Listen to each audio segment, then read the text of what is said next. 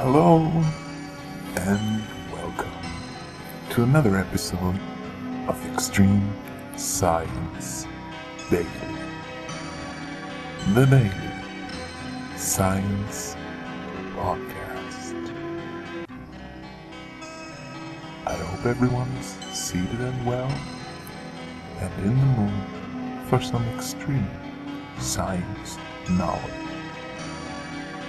I'm your host, ESD, spreading information to you live on the internet daily.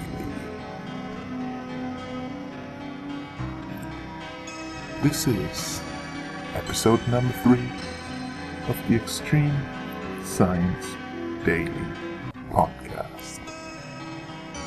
And today's topic is shoes.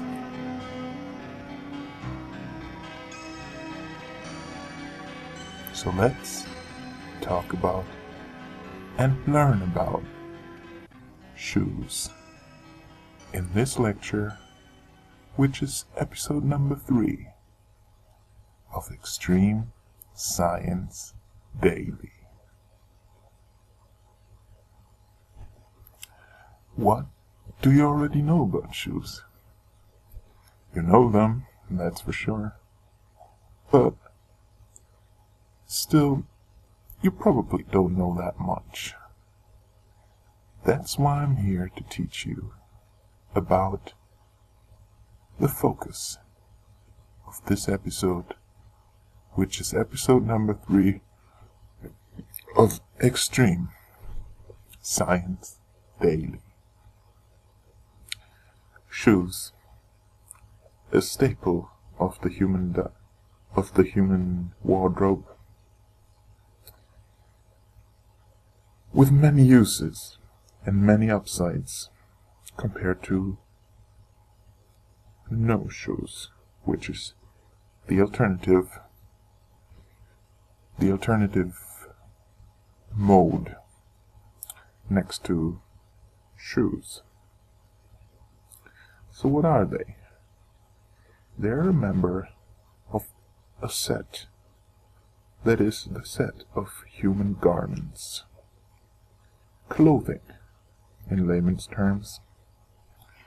And usually, when you talk about shoes, you talk about a pair of shoes, which indicates the number 2. One shoe, uno, and another shoe, dos. 2 shoes.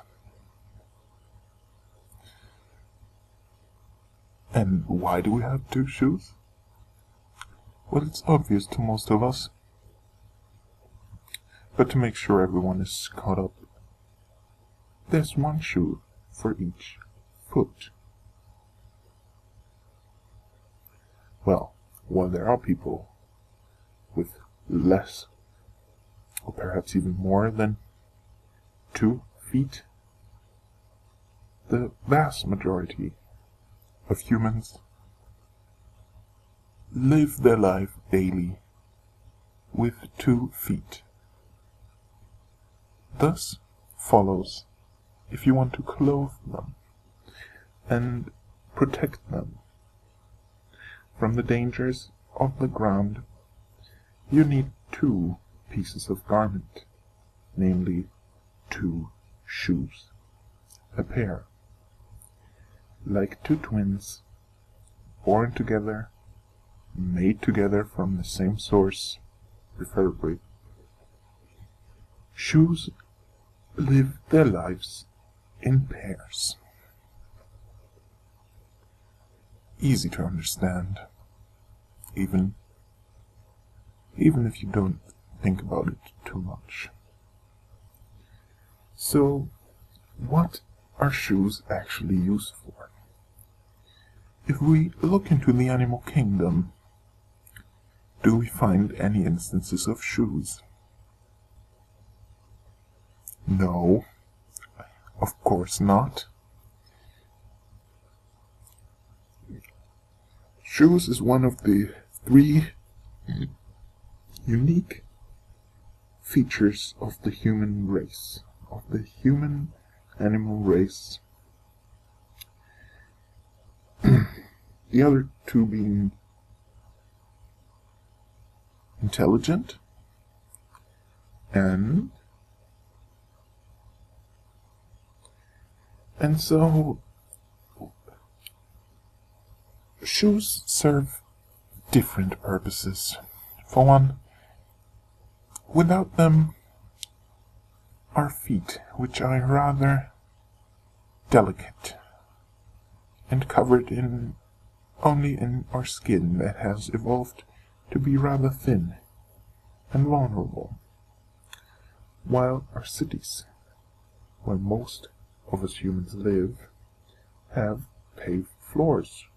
The ground is paved, the ground is covered in cement, and there might be rubbish around, such as cracked bottles, glass, sharp glass that you could cut yourself on, little rocks lying about on this hard concrete or paved floor, as opposed to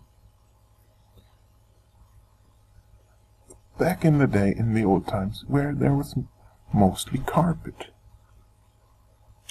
That's why we didn't evolve shoes growing up from our feet naturally, but we have to amend this status by creating and putting on in the morning shoes. In order to not get hurt. While there are some people who choose to go without shoes for an experiment's sake, to try it out, or to prove a point about not necessarily requiring them, these people run the risk of injury if they encounter glass shards. And they also encounter the risk of ridicule, because wearing shoes and not exposing your feet as they are is the thing to do, the norm, the thing that is expected in most social situations, save for a few.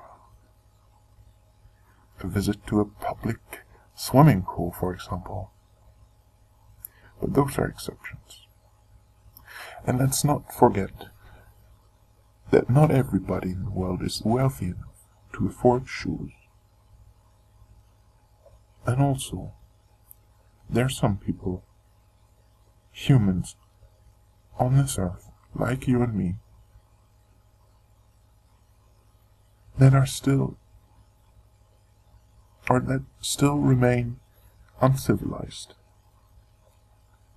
In some areas of the world, there are people cut off from civilization with their cities and machines and electricity that live as they did thousands of years ago, or similarly at least, in warm climates where you don't require shoes for the third use, which is protection from the cold.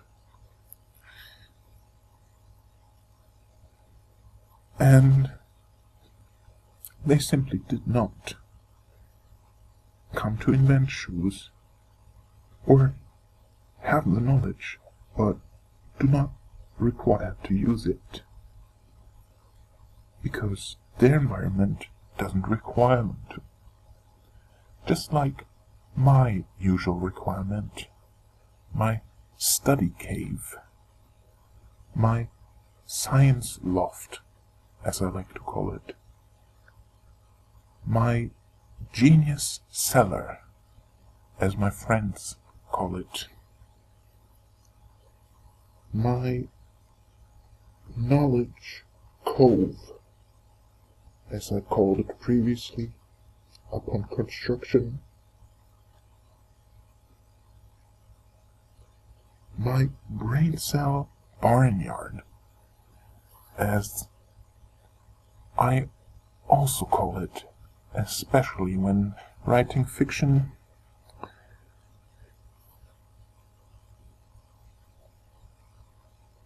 is also a place that I only access using a special form of shoes.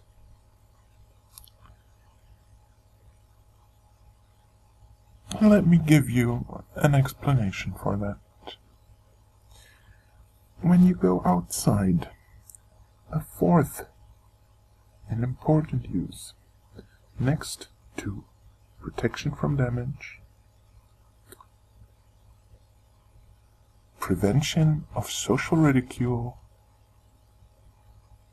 and protection from the cold, as a lot of heat from your body is actually stored in the foot cells, and this can be robbed from you. This heat stored in the foot cells can be robbed from you by the heat stealing activity in the cold ground. It is, unless sun is shining directly on the pavement, and which is almost never the case in a strong enough fashion in the months of spring, autumn, and winter, and away from the equatorial thermal zones, so your feet can lose a lot of warmth that is stored in the heat cells in your body system. A fourth use, which is a lesser use, it is more to do with the cultural circumstance and the cultural level of living, the living standard, as we like to call it. What else do you find outside on the ground? When you think about the ground, a pavement, or a concrete sidewalk, or even a natural grass field. Yes, you guessed it. It is dirty. And you don't want dirty in your brain cell brotherhood dwelling. You want the dirt to stay outside. Simple enough. You would say, but if you didn't have the idea, such as I did, to remove the shoes upon entering your house, or at least shortly thereafter, you are going to carry dirt stuck to the underside of your shoes, be it tennis sneakers or leather dress shoes or any other sandals. It is going to spread to your most private rooms, and you don't want that to happen. But you still don't want to miss the advantages of shoes, even inside your dwelling. Hence, I made an invention myself. The loafer. It is a shoe that has no heel, no material covering the heel, and it's of light material, and it keeps your feet warm inside the house, and it's only meant for inside. Never go outside with a loafer, and you can use it inside, even in your lab or your TV space. So here I briefly covered different forms of shoes for different occasions, such as the loafers for inside. And there are also, as I mentioned, tennis sneakers or sports shoes or sneakers altogether. Most varieties of sneakers were invented for different types of sports. And nowadays, a lot of them are simply designed for fashion.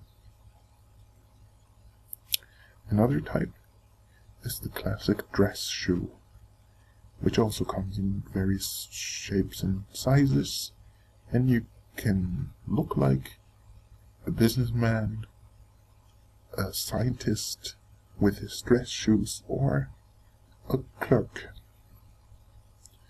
It's simple. And the last and final type of shoe is the sandal. It is made up of a sole that touches the ground, which is made to have your foot rest on it, and a number of loose straps that are wrapped around the foot in a fashion that resembles a regular shoe, but with much less material.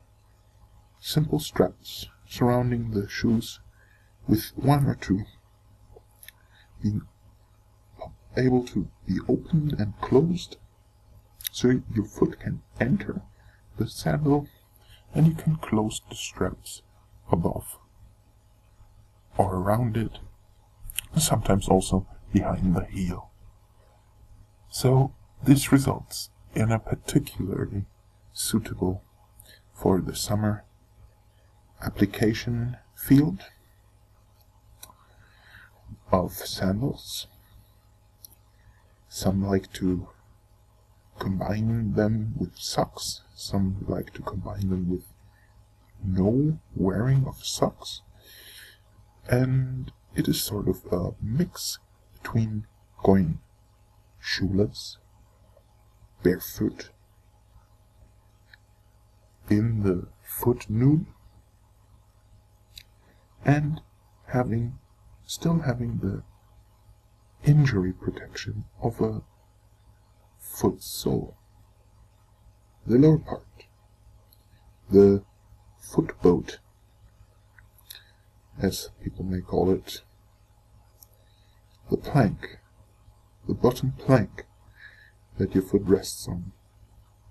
Shoes go back as far as the Jesus times, 2,000 years at least.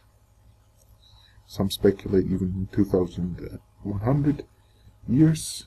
So it is possible that Jesus invented shoes, but it's also possible that they have been invented for him. What is your opinion about shoes? Do you like them? Do you dislike them? And what is your favorite type of shoe? I have once again, on this day, taught you a lot about an important topic in our everyday lives, namely shoes.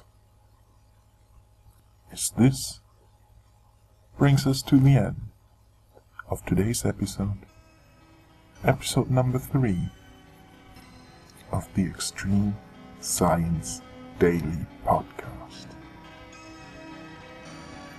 Thank you all very much for listening. I hope you learned a lot. And I'm looking forward to the next show. And I hope you are too. Ladies and gentlemen, I've been your host, Ian Steve, and this has been Extreme Science Daily. The Daily Science